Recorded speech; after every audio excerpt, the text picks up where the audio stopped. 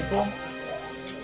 আমার আসলে জীবনের প্রথম আমি এই অঞ্চলে আসছি। আপনাদের এলাকার মেয়ে তানিন সুবা, কিন্তু আসলে আমরা প্রতিটা মানুষ আল্লাহ কার কোথায় জন্ম দিবে আমরা কেউ জানি না, কিন্তু আবার কার কোথায় মরণ হবে সেটাও আমরা জানি না, কার কোথায় যেতে হবে সেটাও আমরা জানি না। কিন্তু আমাদেরকে মনে প্রাণে একটা জিনিস বিশ্বাস করতে হবে, আমাদের সবাইকে মরতে হবে এবং পৃথিবী ছেড়ে যেতে হবে। তানিন আসলে আমাদের সহকর্মী ছিল। আমি বাংলাদেশ চলচ্চিত্র শিল্পী সমিতির কার্যনির্বাহী সদস্য, সে আমাদের সহকর্মী ছিল। কিন্তু ওর জন্য আমাদের একটা রেকর্ড তৈরি হয়েছে যে সারা দেশের মানুষ এত ভালোবাসে, তার জন্য এত দোয়া। আমরা রীতিমতো আমার আসতে 1 ঘন্টা সময় লাগছে শুধু মানুষের ইয়ে করতে করতে। এটা কিন্তু এলাকার জন্য অনেক গর্ব।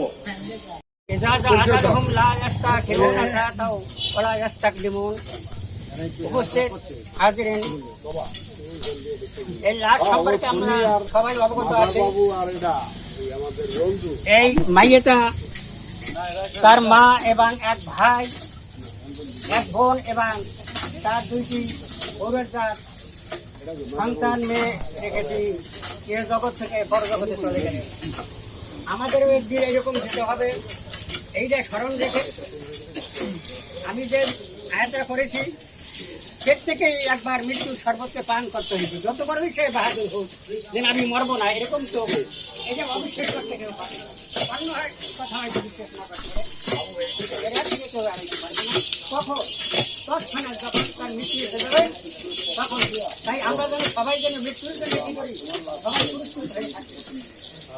আজকে এই লাশ হয়েছে, আমি হয়তো কালকে লাশ পাবো। এই সময় নাই, সময় সংক্ষিপ্ত।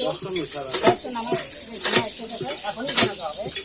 জানাজার এক যারা আরবিতে পারেন তারা আরবি করবেন, আর যারা আরবিতে না পারেন তারা বলবেন।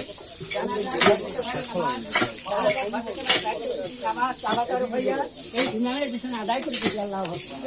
জানাজার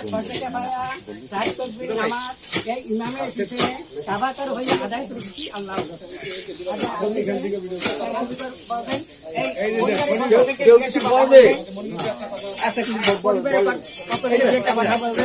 সামনে